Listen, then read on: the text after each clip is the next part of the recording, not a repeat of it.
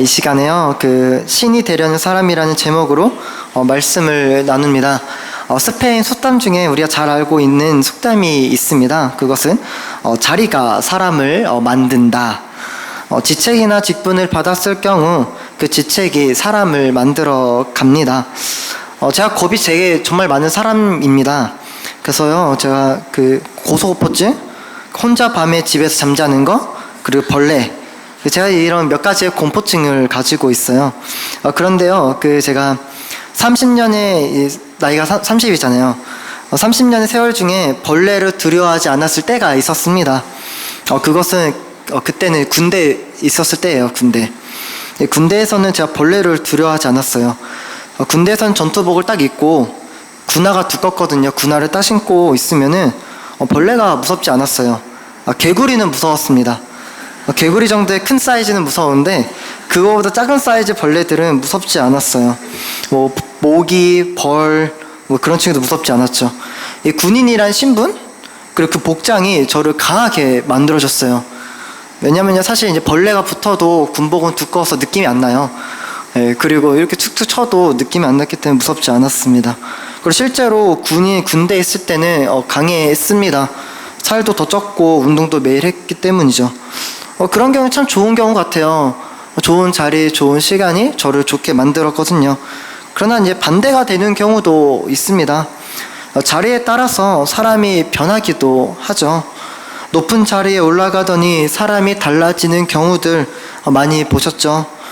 같이 비슷할 때는 도와주고 이해해주고 하더니 좀 더 올라가면서 태도가 달라지는 경우들, 돈 좀 벌었다고 오랜만에 만났더니 태도가 달라지는 경우들 매우 얄밉기도 합니다. 제가 군대에 있을 때, 또 군대 이야기해서 정말 죄송합니다. 왜냐면요, 제가 군대에서 이제 사회를 경험했거든요. 위계질서. 이등병을 뭐라 부르냐면 이름 없는 병사, 일병을 뭐라 하면 일반하면 병사예요. 제가 이름도 없이 일병 때 많이 일을 하면서 그때는 잡일을 많이 해요.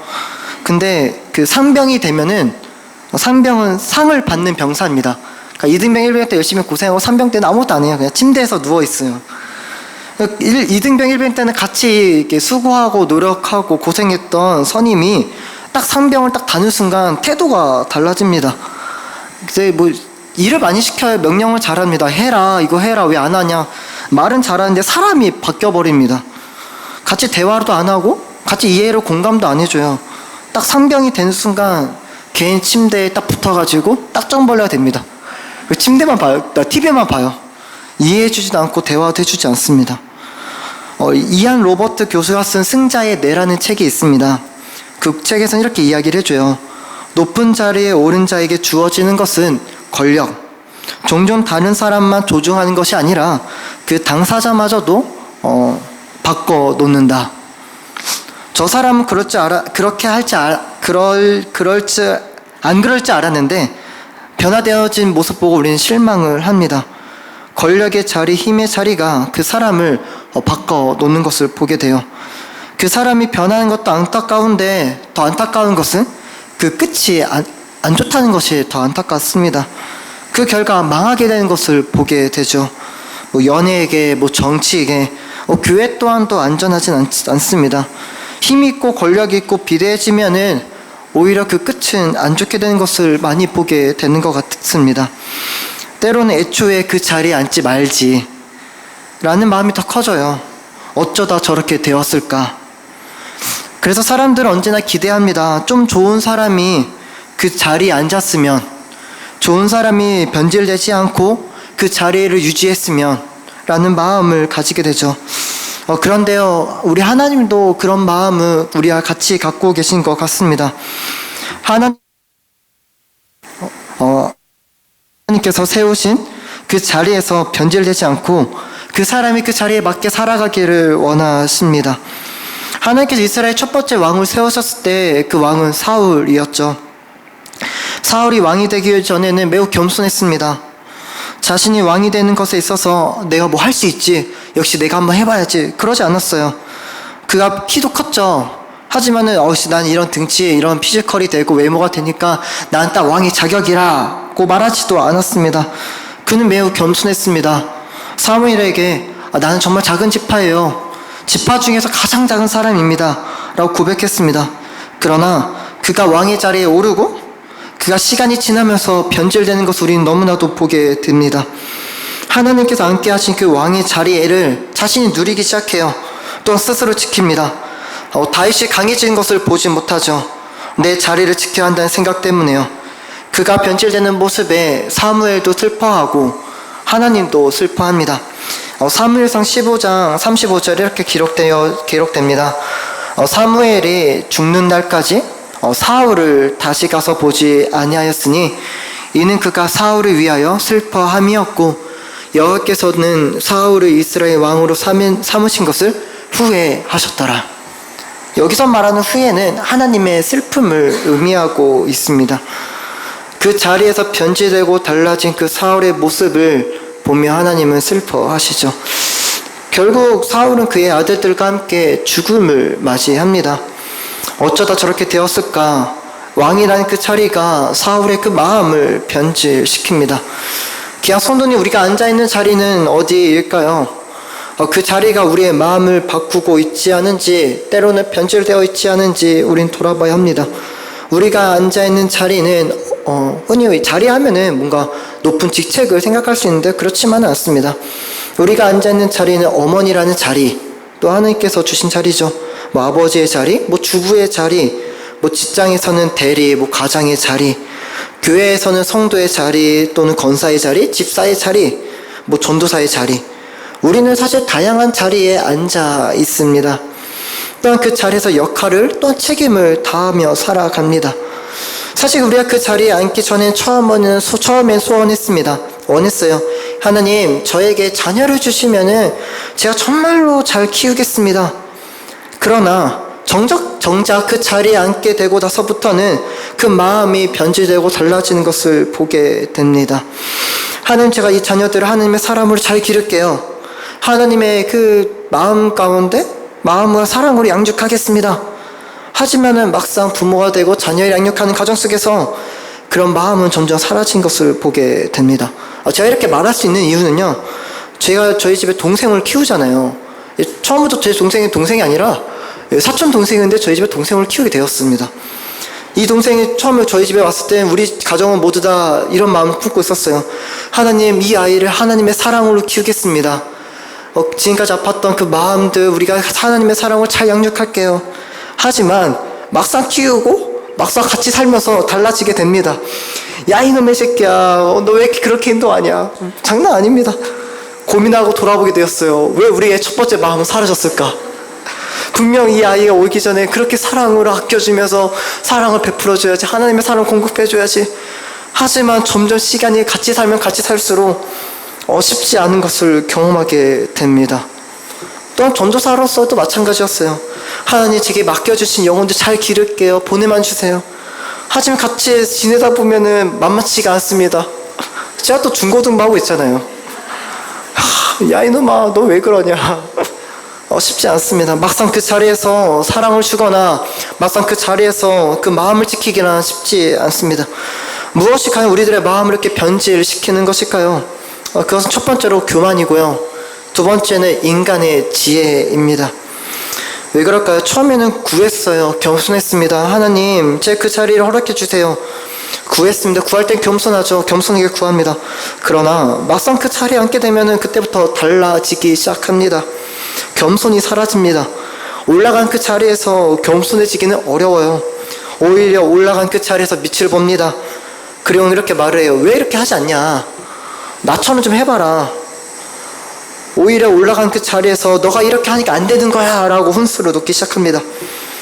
또한 그 교만, 그 올라간 자리를 지키기 위해서 인간의 지혜를 찾습니다. 이렇게 하면 된다더라. 그 자리를 유지하기 위해서요. 교만함 속에서 인간의 지혜를 찾습니다. 교만함 속에서 사실 하나님의 마음 찾기는 쉽진 않죠. 성공할 수 있는, 잘 될 수 있는, 내 자녀가 잘 될 수 있는 여러 가지 지혜를 찾죠. 그렇게 우리들의 마음은 달라지기 시작합니다. 우리의 마음을 변화시키는 것은 교만한 마음과 그리고 인간의 가난한 지혜입니다. 그것을 보여주고 있는 말씀이 바로 오늘 등장하는 두로 왕입니다. 그는 왕이었어요. 두로라는 도시는 경제적으로 매우 부강한 나라였습니다. 당시 무역으로 인해 큰 부귀 영화를 누린 도시였습니다. 두로는 이스라엘 북쪽, 이스라엘을 중심으로 북쪽, 예루살렘으로부터 160km 떨어진 그 지역입니다. 지중해 연안을 끼고 있어서 무역을 하기 매우 좋은 도시였습니다. 그리고 그 나라를 강성하게 만든 것은 바로 두로 왕이었습니다. 그 두로 왕은 참 지혜가 있었던 왕이었어요. 그 지혜로 인해서 무역으로 통해 수많은 재물을 많이 쌓습니다. 은과 금을 저축해요. 그러나 그의 인생의 끝은 심판으로 끝나게 됩니다. 11절부터 19절까지 그의 비참한 죽음과 인생의 끝을 예가로 부릅니다. 12절에 인자야 두로 왕을 위하여 슬픈 노래를 지어 그에게 이르기를. 그 왕이었지만 그의 비참함은 끝나게 됩니다. 그의 인생은 심판으로 끝나게 됩니다. 높은 자리에 올랐으나 오히려 그 끝은 심판으로 끝나게 되는 모습들. 사무엘 시대에 사무엘이 어린 시절 그 엘리 대제사장 있잖아요. 그는 대제사장으로서 권력의 상징이었습니다. 힘의 상징이죠. 그러나 그 끝은 어떻게 되었나요? 하나님의 심판으로 끝나게 됩니다. 성소에서 부귀와 영화를 누리고 풍요를 누렸으나 그 끝은 심판으로 끝나게 됩니다. 무엇이 그 좋은 자리에서 사람들이 보기에 우러러보는 그 자리에서 결국 심판으로 멸망으로 끝나게 만드는 것일까요? 그것은 바로 교만입니다. 두로 왕은 매우 교만한 왕이었어요. 그의 교만함은 말로 드러납니다. 2절에 너는 두로 왕에게 이르기를 주 여호와께서 이같이 말씀하시되 내 마음이 교만하여 말하기를 나는 신이라. 두로 왕은 자신을 이렇게 표현합니다. 나는 신이라고 표현합니다. 그리고 내가 하나님의 자리 곧 바다 가운데 앉아 있다고 말을 합니다. 두로가 강력해진 이유는 해상의 무역을 통해서 강력해졌잖아요. 그렇기 때문에 그는 바다 가운데 앉아 있다고 말을 합니다. 그리고 하나님의 자리에 앉아 있다고 말하죠. 교만은 무엇일까요? 교만은 하나님의 자리에 앉아 있는 것을 의미합니다. 그렇다면 하나님 자리가 의미하는 것은 무엇일까요? 교만이 하나님 자리에 앉아 있는 것이라면 도대체 하나님 자리가 의미하는 것은요? 여기서 이 자리라고 번역된 원 의미는 사실 거주하다라는 의미입니다. 하나님이 거주하는 곳, 하나님이 거하는 곳. 좀 이렇게 표현할 수 있을 것 같아요. 그곳은 바로 하나님의 영역입니다. 하나님의 영역. 하나님은 자신의 영역에서 뭐 하실까요? 다스리고 심판하시고 통치하시고 결정을 내리십니다. 우리가 흔히 하나님이 계신 곳을 하늘이라고 말을 하잖아요. 솔로몬이 성전이 완공하고 나서 이렇게 기도합니다. 하나님, 이 성전을 향해서 우리가 기도하면은 하늘에서 들으시고 우리의 기도를 들어주세요. 하나님의 영역입니다. 결정되어지는 곳. 하나님의 영역, 하늘. 그 하늘에서 하나님께서는 들으시고 응답을 내리십니다. 그 응답이 내려지면 이 땅에서 이루어지게 되는 것이죠. 하나님의 자신의 영역에서 하나님의 자신의 영역에서 결정을 내리십니다. 이 땅의 수고와 인간의 노력과 수고로 결정되어지는 것이 아니라 하나님의 최종 결정이 이루어지는 곳 하늘에서 이루어져야지 가능합니다. 그래서 하나님은 최종적 결정권자이십니다. 다스림과 심판과 통치와 삶과 죽음 그 모든 것을 하나님은 하늘에서 결정을 내리십니다. 그 결정 앞에 우리는 물을 수 있으나 그 결정을 내려서는 안 되죠. 흔히 이것을 하나님의 뜻이라고 우리는 말을 합니다. 하나님의 절대 주권이라고도 말을 합니다. 하나님만이 가질 수 있는 권력이죠. 그런 하나님을 알게 된 우리는 거부 반응이 일어나요. 하나님을 믿는 사람들조차도 하나님의 절대 주권을 받아들이기는 쉽지 않습니다. 힘들어합니다. 왜죠? 하나님 왜 이렇게 하십니까? 하나님 저는 받아들이지 못합니다. 하나님 너무하신 거 아닌가요? 하나님의 그 결정 앞에서 우리는 토를 달거나 또는 거부를 합니다. 인간은 스스로 결정권자가 되고 싶어 해요. 그래서 이 말은 스스로 인간은 신이 되고 싶다는 말과 같습니다. 신이 된다는 것은 무슨 교주가 된다는 것을 의미하는 것이 아닙니다. 내게 처해져 있는 삶에 있어서 결정과 판단을 내가 내리는 것, 그것이 바로 교만입니다. 그것이 바로 신이 되는 인간이죠. 하나님의 자리를 넘보며 하나님 자리의 영역 가운데 하나님이 내리신 영역에서 내리시는 그 결정을 거부하는 것이 바로 교만입니다. 두루 왕으로 하여금 하나님의 자리에 앉게 한 것은 바로 교만이었습니다. 교만은 마음에서 일어나죠. 2절에서 내 마음이 교만하여, 또한 5절에서 똑같이 내 마음이 교만하였도다. 교만은 내 마음에서 일어납니다. 그래서 사실 잘 티가 안 나요. 내 마음에서 하나님의 결정과 다스림을 거부합니다. 그리고는 내 마음에서 내 삶과 형편을 결정 내립니다. 내 마음 속에서 발동되는 교만은 결정권자는 너야, 하나님이 아니야. 그러니 너가 결정해. 너의 인생과 너가 다스리고 있는 그 자리에서. 교만은 그렇게 끊임없이 우리들에게 말을 해줍니다. 결정하고 판단하려면 무엇이 필요할까요? 그것은 바로 지혜가 필요합니다. 지혜가 필요해요. 우리가 막막할 때 무엇을 구해요? 지혜를 구하죠. 하나님 어떻게 할까요? 선택할지 못할 때, 결정하지 못할 때, 선택의 그 경로에 놓일 때 하는 게 지혜를 구하죠. 무엇을 선택하면 좋을까요? 그것은 지혜를 구합니다. 하나님께 주신 것은 지혜. 그런데요, 두루왕이 가지고 있는 지혜는 나만을 위한 지혜로 사용되어집니다. 이 교만함과 이 지혜가 함께 맞물려요. 같이 만나게 됩니다. 이 두루왕이 가지고 있는 지혜는 왕으로서 자신의 나라를 다른 누군가를 살리는 것이 아니라 자신만을 위한 이 장사꾼의 지혜입니다. 스스로 다니엘보다 지혜롭다고 말을 하죠. 4절에 지혜와 총명으로 재물을 얻었으며 금과 은과 곡간을 저축하였으며 내 큰 지혜와 내 무역으로 재물을 더하고 그 재물로 말미암아 교만하였도다. 다니엘과 지혜를 비교하는데 다니엘은 가지고 있는 지혜로 나라를 살리죠. 나라를 살립니다. 그러나 두루왕은 자신을 살려요. 자신의 부귀영화를 누립니다. 내 마음에서는 교만함이, 그리고 내 생각에서는 인간의 지혜가 하나 되어지면은 하나님의 자리를 넘보게 됩니다. 스스로 지혜롭다 생각하며 스스로 결정을 내립니다. 그렇게 하나님 자리를 넘보는 자, 그리고 그 영역을 침범하는 자, 어떻게 될까요? 바로 심판받게 되는 것입니다. 그렇기 때문에 7절부터 여러 나라의 강포한 자를 거느리고 와서 너를 치리니 내 지혜의 아름다운 것을 치며 내 영화를 더럽히며 8절에서는 너를 바다 가운데 죽임을 당한 자의 죽음같이 바다 가운데서 죽게 할지라. 하나님의 심판입니다. 귀한 성도님, 인간의 마음 가운데 끊임없이 나오는 교만함과 그래 이렇게 결정하면 된다는 인간의 얄팍한 지혜가 만나면 하나님은 보이지 않습니다. 이어지는 말씀 12절에 19절에서 11절에서부터 19절까지 하나님의 동산 에덴 동산이 나오죠. 이 말씀을 보면서 두 사람이 생각납니다. 그 사람은 바로 아담과 하와입니다. 아담과 하와도 똑같았어요. 교만했습니다. 그리고 이기적인 자신의 지혜가 만나게 됩니다. 선악을 알게 하는 나무를 스스로가 판단을 내립니다.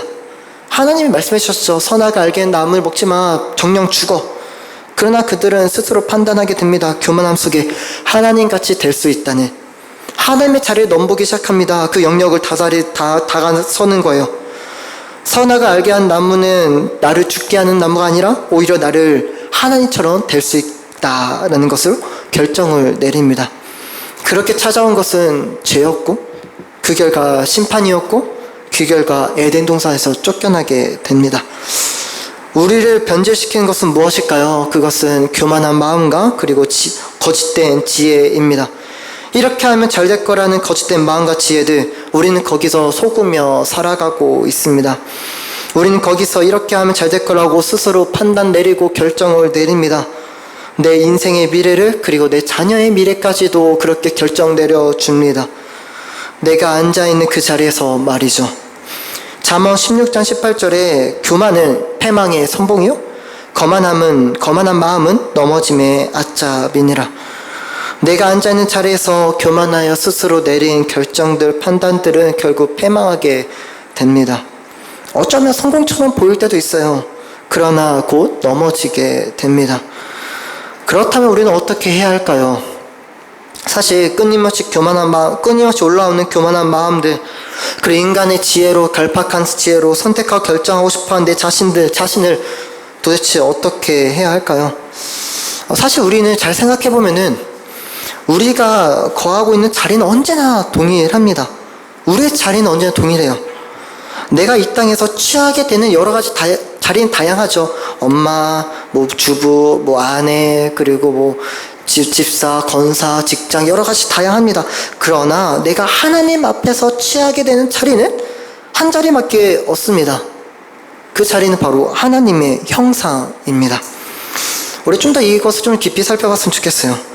하나님께서 이 세상을 창조하시고 사람을 창조하실 때 이렇게 말씀하십니다. 1장 27절 창세기. 하나님이 자기 형상 곧 하나님의 형상대로 사람을 창조하셨다고 말을 합니다. 하나님은 우리를 하나님의 형상으로 창조하셨고 지으셨대요. 도대체 이 하나님의 형상은 무엇일까요? 그것은 이 고대 근동의 문화를 살펴보면 쉽게 이해가 되어집니다. 고대 근동은 왕이 그 넓은 영토를 다스리기 위해서는 통치자의 개념이 필요했습니다. 너무나도 영토가 넓기 때문에 이 영토가 내 영토라고 알려주기 위해서 자신의 형상을 똑같이 닮은 동상을 세워놓습니다. 동상을 이렇게 세워놓으면 누군가 이 영토는 이 왕이 다스리고 있구나 하는 것을 알게 돼요. 또한 단순히 동상만 세울 뿐만 아니라 그 넓은 지역을 다스리기 위해서는 자신을 대신하여 대리 통치자를 보냅니다. 이 대리 통치자는 왕을 대신하여 통치를 하는 거예요. 이 통치를 받는 그 사람들은 이 왕이 우리를 다스리고 있구나를 알게 되는 것입니다. 하나님의 형상이라는 것은 하나님을 대신하여 이 땅까지 우리는 보내줬다는 사실입니다. 대리 통치자의 역할은 왕을 대신하여 다스리는 거예요. 그 다음 구절 28절 이렇게 이야기를 해주죠. 하나님께서 1장 28절에 그 다음 구절에서 하나님이 그들에게 복을 주시며 하나님이 그들에게 이르시되 생육하여 번성하여 땅에 충만하라. 땅을 정복하라. 바다의 물고기와 하늘의 새와 움직이는 모든 생물을 뭐하라? 다스리라. 하나님을 대신하여 보냄받은 이 대리 통치자, 그 하나님의 형상들은 해야 할 것을 바로 다스리는 것입니다. 이때 여기서 중요한 것은 어떻게 다스리냐는 거예요. 여기서 다스림은 자기 마음대로 다스리는 것을 의미하지 않습니다. 힘의 논리, 갑질이나 개인의 사사로운 판단, 생각으로 다스리는 것이 아닙니다. 여기서의 다스림은 바로 관리입니다. 관리. 더 아름답게 가꿔주고 관리하는 것을 의미합니다. 사실 하나님께서 지으셨을 때 모든 것이 아름다웠어요. 그 아름다운 것을 파괴시킬 필요는 없죠. 그 아름다운 것을 더욱더 아름답도록 관리해 주는 것, 그것이 바로 다스림입니다. 그렇게 다스리기 위해서는 무엇이 필요할까요? 바로 섬김이 필요합니다. 섬김. 그래서 하나님의 아들이신 예수님께서 이 땅 가운데 오셨을 때 이 세상을 무엇을 다스리셨나요? 섬김으로 다스리셨어요. 예수님께서 제자들을 무엇으로 다스리셨나요? 세족식 하면서 섬김으로 다스리죠. 그 제자들이 더 아름답게 성장할 수 있도록 내가 하나님의 아들이야 똑바로 해라 아니에요. 섬김으로 그들을 다스렸습니다. 우리는 하나님의 형상이죠. 하나님의 형상으로서 하나님은 우리를 각 자리 가운데 보내셨습니다. 가정에서는 부모의 자리, 직장에서는 직장의 자리, 교회에서는 성도, 집사의 자리. 그 자리에서 하나님의 형상으로서 우리는 무엇을 해야 합니까? 다스리는 거예요. 다스리는 거. 그 다스림은 더 아름답게 본래의 의도대로 목적대로 꾸미는 것을 의미합니다. 하나님께서 그 다음에 1장 31절 이렇게 말씀하십니다. 하나님이 그 지으신 모든 것을 보시니 보시기에 심히 좋았다고 말씀하시죠. 하나님 모든 창조의 질서를 마치시고 심히 좋았다고 말씀하십니다. 이 좋았다는 표현은 토부죠. 토부. 단순히 신비적 아름다움 뿐만 아니라 그 목적에 딱 맞게, 마치 이런 거예요. 가정을 지으신 목적에 딱 맞게 하나님 우리를 보내셨다는 사실입니다. 하나님께서는 교회를 세우신 그 목적이 있죠. 그리고 그 목적에 알맞게 다스리고 관리하기 위해서 우리를 부르셨고 우리를 그 자리에 놓았다는 사실입니다. 그것이 우리가 이 땅 가운데 살아가는 목적이기도 합니다. 우리는 내가 앉은 자리에서 세상의 부귀와 영화를 누리기 위해 태어난 것이 아니죠. 하나님께서 보내신 자리마다 하나님께 계획하신 목적이 있기에 아름답게 가꿔가는 것이 우리가 그 자리에 앉아있는 이유입니다. 그리고 그것이 하나님께서 우리 그 자리 가운데 맡기신 계획이기도 합니다. 귀한 성도님, 우리는 하나님의 형상으로 살아갈 때 하나님의 영광을 들으며 살아갈 수가 있습니다. 내가 부모의 자리, 내가 집사의 자리, 성도의 자리에 앉아있는 것은 바로 아름답게 가꿔가기 위해서 그 자리에 보내셨다는 사실을 우리는 고백해야만 합니다. 우리는 신의 자리가 아니라 하나님의 형상의 자리에입니다. 우리는 신이 되려는 사람이 아니라 신의 형상을 가진 사람들입니다. 그 자체만으로도 아름답고 귀합니다. 그 자리에서 내가 앉아있는 그 자리에서 우리는 회복시켜야만 합니다. 더 아름답게 관리를 해줘야죠. 내 자녀를 더욱더 아름답게, 내게 맡겨주신 세런들을 더욱더 아름답게 관리해주는 것. 그러기 위해선 필요로 지혜입니다. 그래서 그 지혜는 하나님께서 주시는 것이죠. 관리하기 위해서 필요한 것은 또한 섬김입니다. 교만이 아닌 섬김이 필요합니다. 지혜도 그리고 겸손도 섬김도 예수 그리스도를 통해서 우리는 알게 되고 배우게 됩니다. 우리가 맡겨주신 그 자리 가운데 내가 겸손하게 섬기고 내가 겸손하게 낮아지면은 무엇을 보게 되냐면요, 하나님의 영광을 보게 됩니다. 제가 서론에서 이야기했던 그 군대 이야기, 결국 제가 이등병 때 이름도 없이 1병 때 일만 하면서 상병이 되었습니다. 제가 상병이 되었을 때 어떻게 했을까요? 침대에 딱 달라붙어가지고 TV만 봤을까요? 좀 그러지 않았어요.